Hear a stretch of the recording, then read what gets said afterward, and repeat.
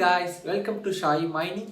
Sorry guys, லாஸ்ட்டாக ஒரு 5-6 வீக்ஸாகவே என்னால் கண்டினியூஸாக வீடியோ அப்லோட் பண்ண முடியல. கொஞ்சம் ஃபேமிலி ஒர்க், ரியல் லைஃப்பில் கொஞ்சம் பிஸியாக இருந்துட்டேன்.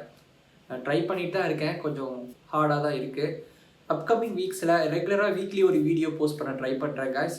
ஸோ நீங்கள் இந்த சேனலை உங்கள் ஃப்ரெண்ட்ஸுக்கு ரெக்கமெண்ட் பண்ணுங்கள். நீங்கள் சப்ஸ்கிரைப் பண்ணாதவங்க சப்ஸ்கிரைப் பண்ணுங்கள், கமெண்ட் அண்ட் லைக் பண்ணுங்கள். அது இன்னுமே எனக்கு நிறையா வீடியோஸ் மேக் பண்ணுறதுக்கு ஒரு மோட்டிவேஷனாக இருக்கும். வாங்க நம்ம இன்றைக்கி வீடியோக்குள்ளே போகலாம் கைஸ்.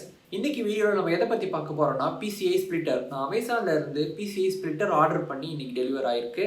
அது என்னதுன்னா, நம்ம பவர் சப்ளை யூனிட்லேருந்து நம்ம கிராஃபிக்ஸ் கார்டுக்கு கனெக்ட் பண்ணுற அந்த கேபிள் இருக்குங்களா, 8+ PCIe கனெக்டர். அந்த கேபிளில் உள்ள PCIe 8ல் ஒரு பின்ல இருந்து 2 பின்னாக அதை ஸ்ப்ளிட் பண்ணுறதுக்கு தான். இது எதுக்காகனா, நம்ம PCIe ரைசரை நம்ம யூஸ் பண்ணுவோம்.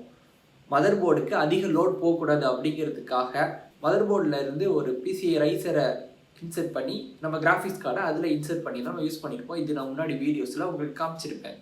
அப்படி நம்ம ரைசர் யூஸ் பண்ணுறதுனால ரைசருக்கும் நம்ம பவர் கொடுக்க வேண்டியிருக்கு. நம்ம ரைசருக்கு PCIe 6 பின்னை வச்சு பவர் கொடுக்கலாம், இல்லைனா அந்த ரைசர் கூடயே வர்ற அந்த SATA அடாப்டரை யூஸ் பண்ணி நம்ம பவர் கொடுக்கலாம். அதுவும் PCIe 6 பின்லேருந்து SATA அடாப்டர் ப்ளக் பண்ணி நம்ம அதுக்கு பவர் கொடுத்துருப்போம். அப்படி பண்ணுறதுனால என்ன ஒரு டிஸ்அட்வான்டேஜ்னா, அந்த SATA கேபிள் ரொம்ப கம்மியான பவரை தான் அது ஹோல்ட் பண்ண முடியும். அதிகமான பவர் வித்ட்ரா இருக்கும்போது அந்த கேபிள் மெல்ட் ஆகிறதுக்கு சான்ஸ் இருக்குது. இது கிரிப்டோ மைனர்ஸ் நிறைய பேர் ரிப்போர்ட் பண்ணியிருக்காங்க. அந்த மாதிரி SATA கேபிள் ஒரு பெரிய high powerful graphics card use பண்ணும்போது அந்த கேபிள் மெல்ட் ஆகுது அப்படின்னு. ஸோ அதனால தான் நம்ம PCIe ஸ்ப்ளிட்டர் போகிறோம். இதுவுமே ரொம்ப ஹைலி சேஃப் கிடையாது. இந்த PCIe ஸ்ப்ளிட்டருமே நீ தப்பாக யூஸ் பண்ணிங்கன்னா இதுவுமே மெல்ட் ஆகும். நான் இதை பற்றி தனியாகவே சேஃப்டி பவர் மேனேஜ்மெண்ட் அப்படின்னு ஒரு வீடியோ போடலான்னு இருக்கேன். அதில் உங்களுக்கு கிளியராக எப்படி இந்த கேபிள் மெல்ட் ஆகிறதுனா நம்ம அவாய்ட் பண்ணலாம், என்னென்ன ரிஸ்க்ஸ் இருக்குது அப்படிங்கிறத பற்றி நான் தெளிவாக உங்களுக்கு எக்ஸ்பிளைன் பண்ணுறேன். அது தனியாக இன்னொரு வீடியோவில் நம்ம அதை பார்க்கலாம் கைஸ். இன்றைக்கி இந்த PCIe ஸ்ப்ளிட்டரை நான் அப்டேட் பண்ணுறேன். இது நான் சொன்ன மாதிரி இதுவுமே ரொம்ப சேஃப் கிடையாது. ஆனால் SATAவை கம்பேர் பண்ணும்போது இது நெக்ஸ்ட் ஸ்டெப் ஓகேவா இருக்கும். வாங்க கைஸ், நான் உங்களுக்கு அந்த கேபிள் எப்படி இருக்குது, நம்ம அதை எப்படி கனெக்ட் பண்ணுறது அப்படிங்கிறத உங்களுக்கு எக்ஸ்பிளைன் பண்ணுறேன். இன்றைக்கி இந்த பாருங்கள், PCIe ஸ்ப்ளிட்டர்ஸ் ஆர்டர் பண்ணியிருக்கேன். இதை எப்படி நான் யூஸ் பண்ணுறதுன்னு உங்களுக்கு காமிக்கிறேன். ஆல்ரெடி நான் கனெக்ஷன் கொடுத்துருக்கோம். இந்த PCIe ரைசருக்கு இந்த SATA அடாப்டரை வச்சு கொடுத்துருக்கோம் கனெக்ஷன். இதில் 6 பின் இருக்குது.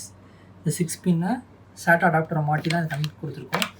ஸோ இப்போ அதை நம்ம என்ன பண்ண போகிறோம்னா, ஏன்னா இந்த ஒரு கேபிளில் பார்த்தீங்கன்னா 6+2 8 பின் 2 தான் இருக்குது. ஸோ இது ஆல்ரெடி GPUக்கு 2 போர்ட் தேவைப்படுறதுனால நம்மளுக்கு எக்ஸ்ட்ரா இங்கே கொடுக்க இல்லை. ஸோ அதனால் PSUலேருந்து வர SATAவை நம்ம கனெக்டர் போட்டிருக்கோம். இப்போ நான் இதை யூஸ் பண்ணி இது ஒன்று டேரெக்டாக இங்கே கனெக்ட் பண்ணிவிட்டு இதில் கனெக்ட் பண்ணிவிட்டு இன்னும் ஒன்றில் இந்த ஸ்ப்ளிட்டரை கனெக்ட் பண்ணி அது 1லேருந்து 2 வரும். ஸோ அந்த 2 நான் இங்கே கனெக்ட் பண்ண போகிறேன். இப்போ அவங்க ஸ்ப்ளிட்டரை காமிக்கிறேன்.